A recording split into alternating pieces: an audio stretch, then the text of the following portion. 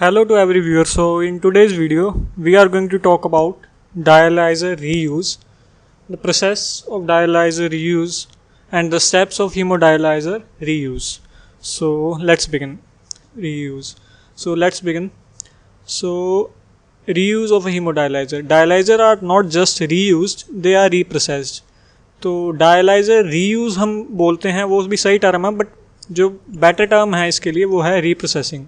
हम डायलाइज़र को रीप्रोसेस करके ही रीयूज़ करवाते हैं.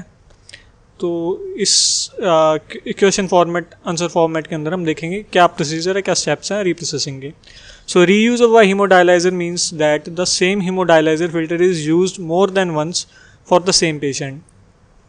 तो हीमोडायलाइज़र रीयूज़ का मतलब है कि सेम जो फ़िल्टर होता है, हीमोडायलाइज़र फ़िल्टर जो होता है वो उस पेशेंट के लिए मोर देन वन टाइम हम यूज़ कर सकते हैं.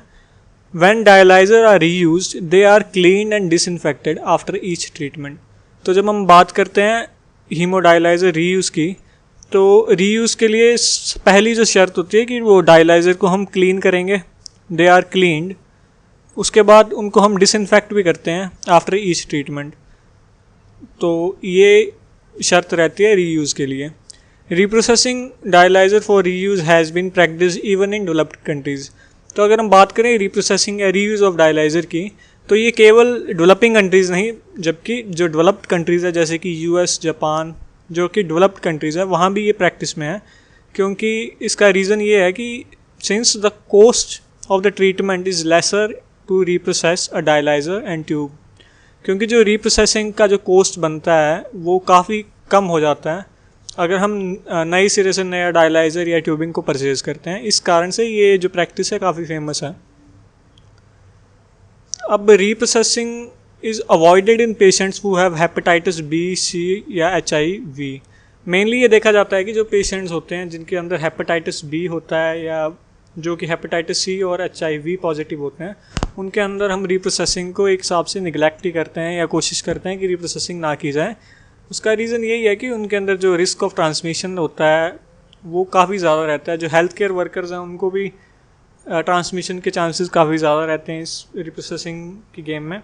या फिर जो वेस्ट प्रोड्यूस होता है जो हम इन पेशेंट्स को ट्रीट करते हैं, आगे उनको जब हैंडल करने की बारी आती है तो उस टाइम भी जो हेल्थ केयर वर्कर्स है या जो डिफरेंट वर्कर्स है जो उस वेस्ट को आगे डिस्पोज करेंगे, उनके अंदर भी ट्रांसमिशन का रिस्क ज़्यादा रहता है. इस करके आमतौर पे जो इनका होता है रीप्रोसेसिंग, हेपेटाइटिस बी, HCV या HIV जो पेशेंट्स होते हैं, इनके अंदर हम निगलेक्ट ही करते हैं.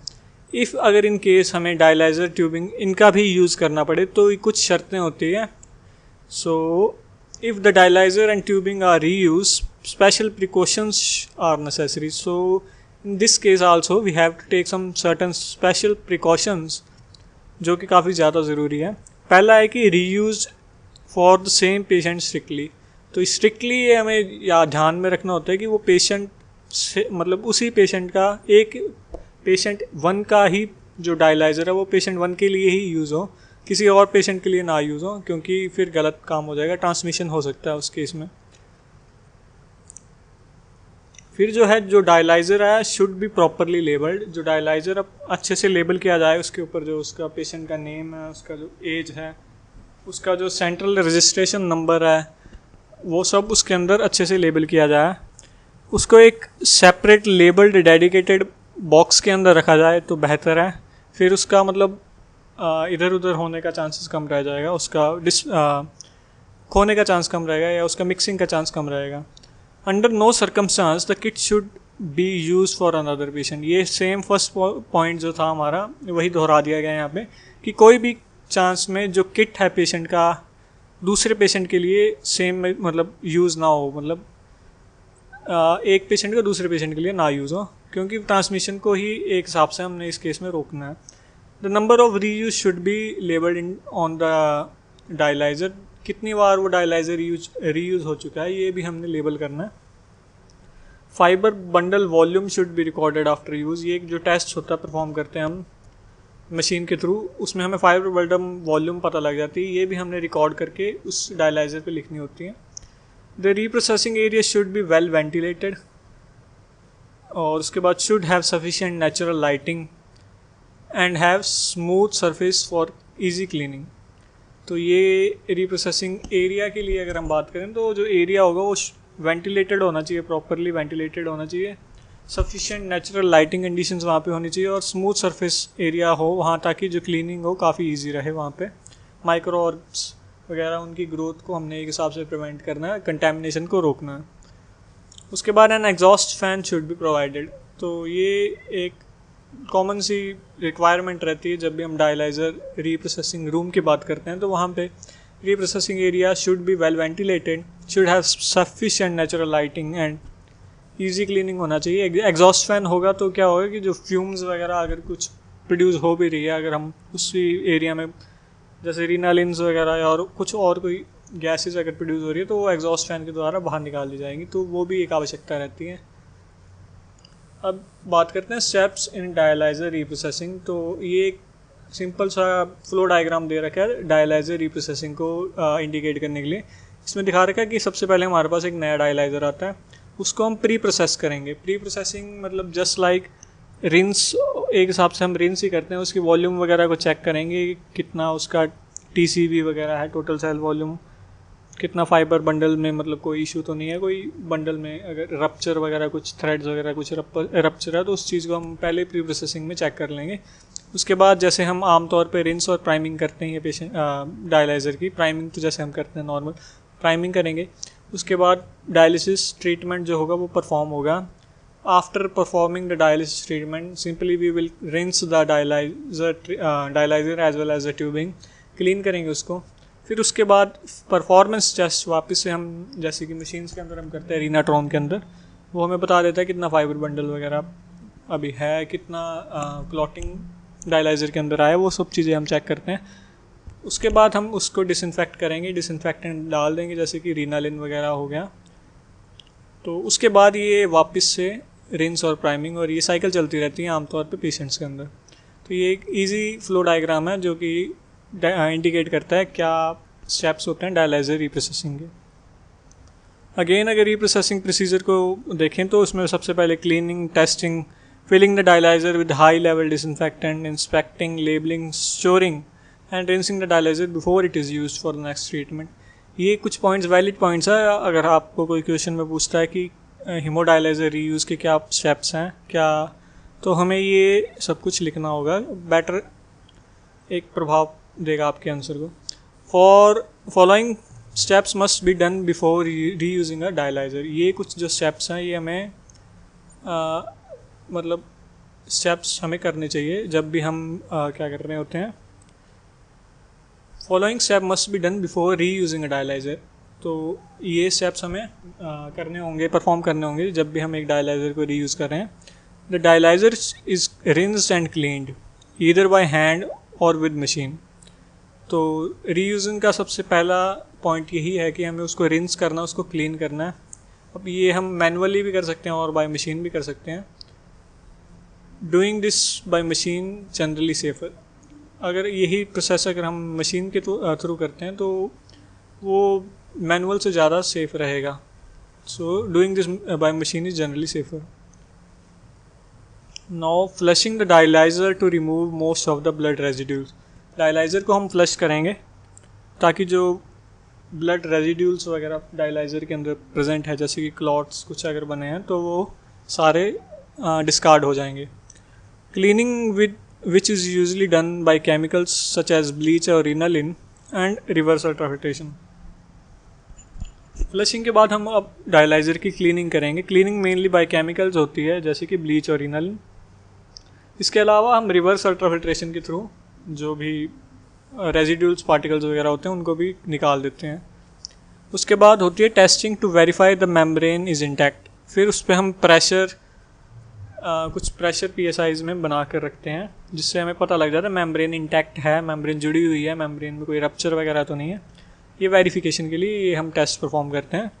और ये टेस्ट परफॉर्म होता है कि जो डायलाइज़र है वो एबल है, प्रॉपरली एबल है रिमूव करने के लिए वेस्ट प्रोडक्ट्स को जैसे कि हमें ज़रूरत है। उसके बाद लास्ट स्टेप है disinfection. Disinfection with either a chemical और बाय हीट। डिसइंफेक्शन जो होती है मेनली केमिकल्स के थ्रू या heat sterilisation sort of ETO के अंदर ही हम बोल सकते हैं। जो ETO इथाइलिन ट्राइऑक्साइड वगैरह जो न्यू डायलाइजर बनते हैं उनमें हीट स्टरलाइजेशन मेनली यूज़ हो जाती है। बाकी मेनली जो जनरल सेंटर्स या हॉस्पिटल्स में जो यूज़ होता है डिसइंफेक्शन का मेथड वो होता है क्लीनिंग का मेथड होता है chemical, sorry. Now specific criteria use to determine if a dialyser may be reused. तो एक क्राइटेरिया है हमारे सामने, वो हमें फॉलो करना होता है जब भी हम बात कर रहे होते हैं डायलाइजर रीयूज़ की। तो 4 main criteria for reuse are as follow. 4 main criterias हम देखते हैं जब भी हम डायलाइजर रीयूज़ की बात करते हैं। सबसे पहले TCV मेजरमेंट। TCV मेजरमेंट माने कि टोटल सेल वॉल्यूम कितना है। तो ये सिंपली क्या होता है, it is the most widely use method for determining whether reuse dialyser has maintained adequate solute removal capability. ये देखने के लिए, ये डिटरमाइन करने के लिए यूज़ होता है कि जो डायलाइज़र है वो क्या कैपेबल है, अभी भी मेंटेन कर सकता है एडुकेट सॉल्यूट रिमूवल कैपेबिलिटी को, मतलब सॉल्यूट्स को पूरी क्षमता के साथ रिमूव करने में अभी भी वो कैपेबल है या नहीं।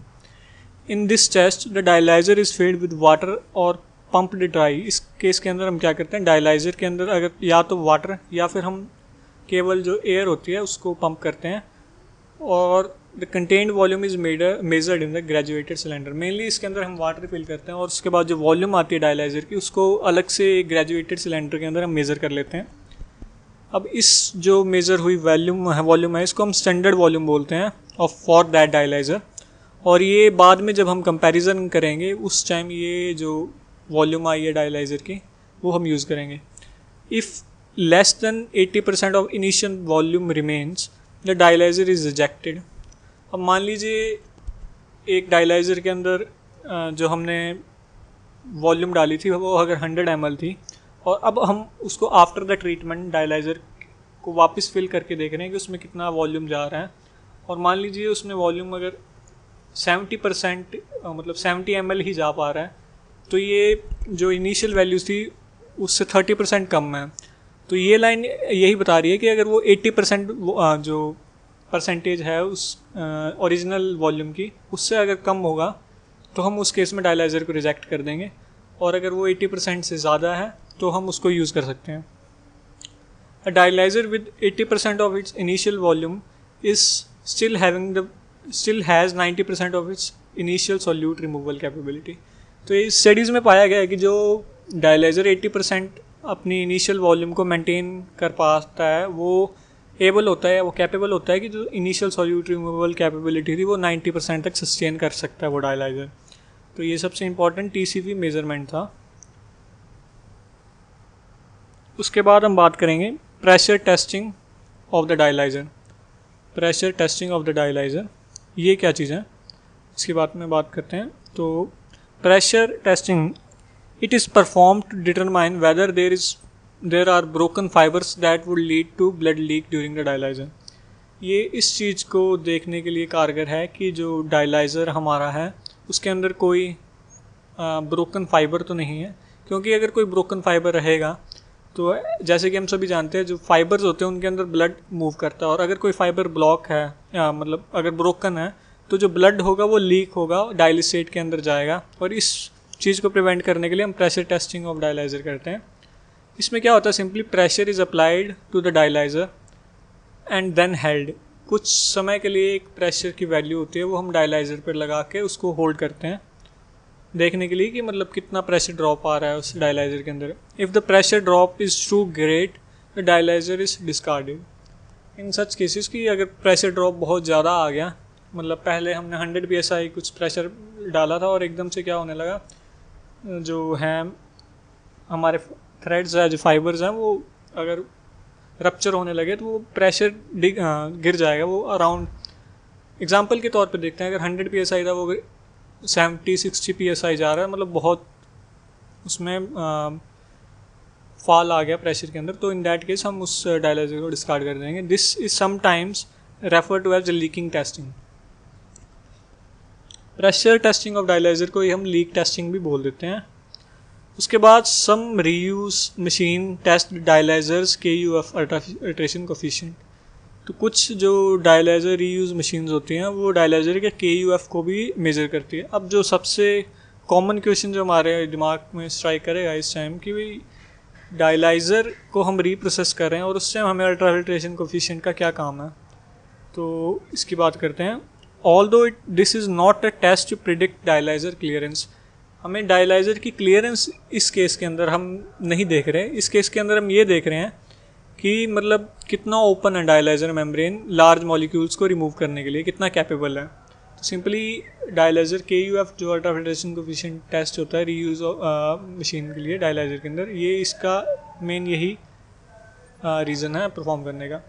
फाइनल जो टेस्ट होता है वो होता है अपीयरेंस और visual inspection. It is a important criteria. Here क्या होता है कि dialyser with larger streaks of residual blood indicating the larger number of clotted fibre should be considered for immediate rejection. इस केस में क्या होता है कि जो डायलाइज़र होता है उसको हम विजुअली इंस्पेक्ट करेंगे. जो लार्जर स्ट्रीक्स होगी रेजिडुअल ब्लड की, अगर हमें वो दिख रही है तो वो हमें दर्शा रही है कि उस डायलाइज़र के अंदर बहुत सारे क्लॉट्स हैं. इन दैट केस हम क्या करेंगे, उस डायलाइज़र को इमीडिएटली रिजेक्ट कर देंगे. अब एक क्वेश्चन जो दूसरा हमारे सामने आ जाता है वो है कि what is exposure time required for Renalin और फॉर्मेल्डिहाइड. जब भी हम डिसइंफेक्टेंट की बात करते हैं ना, आमतौर पे हमारे सामने रिनालिन या फॉर्मेल्डिहाइड ही आता है. तो क्या एक्सपोजर टाइम जो होता है सफिशिएंट रहता है इन डिसइंफेक्टेंट के प्रॉपर फंक्शनिंग के लिए. तो सबसे पहले बात करते हैं रिनालिन की. तो रिनालिन, अब अगर हम बात करें तो Renalin is a mixture of hydrogen peroxide, peracetic acid and acetic acid. It is a stirlant and requires around 0.5% solution within 11 और contact time. तो 11 घंटे का जो contact time होता है वो रिनालिन के लिए sufficient होता है अपने function को properly perform करने के लिए. अब in contrast अगर हम aqueous formaldehyde की बात करें तो ये high level disinfectant होता है. ये kill कर देता है all microorganisms को, इंक्लूडिंग स्पोर्स या जो वायरसेस होते हैं सबको ये ख़त्म कर देता है with a minimum exposure time of 24 hours. तो इसमें जो एक्सपोजर टाइम होता है वो 24 आवर्स का होता है. And 4% concentration of formalin at room temperature. Lower concentration that is 1.5% formalin is effective eight 38 degree Celsius, that is manual processing. For manual reprocessing clean washing and reprocessing area is required. अगर हम manual reprocessing की बात करें तो इसमें हमें क्या आवश्यकता रहती है, for manual reprocessing clean washing and reprocessing area is required. इसमें क्या होता है कि हमें 2 सिंक चाहिए होती हैं, प्लेन वाटर चाहिए होता है, RO water connection and drainage system required रहता है. इस केस में हमें क्या होता है कि जो staff should wear protective gloves. जो स्टाफ होता है उसको ये बताया जाता है या उसके लिए मैंडेटरी होता है क्राइटेरिया फॉलो करना, उसमें उसको प्रोटेक्टिव ग्लव्स तो पहनने होंगे.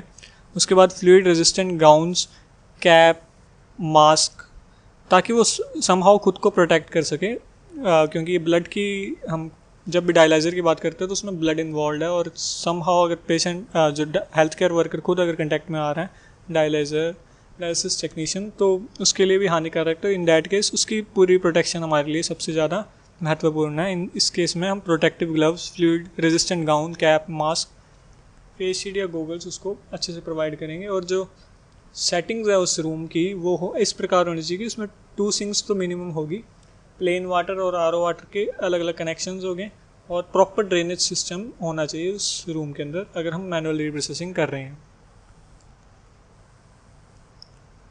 उसके बाद 6-7 मतलब जो इम्पॉर्टेंट स्टेप्स है रीप्रोसेसिंग की उनकी बात करते हैं.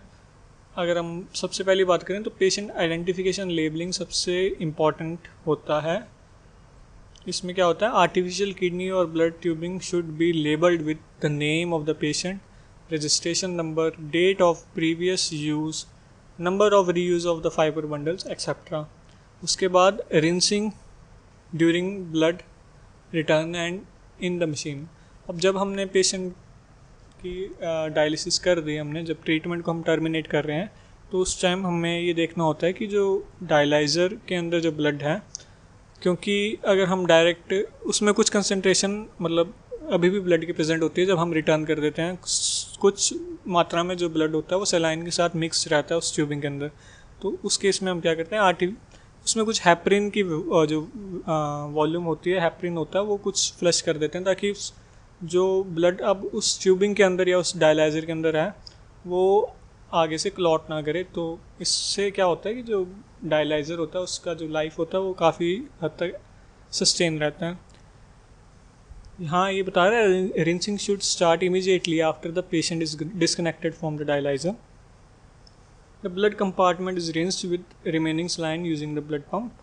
The dialysate flow is maintained in reverse direction for few minutes before detaching the set from the machine. Dialysate flow को हम maintain रखते हैं कुछ टाइम के लिए before detaching it from the machine.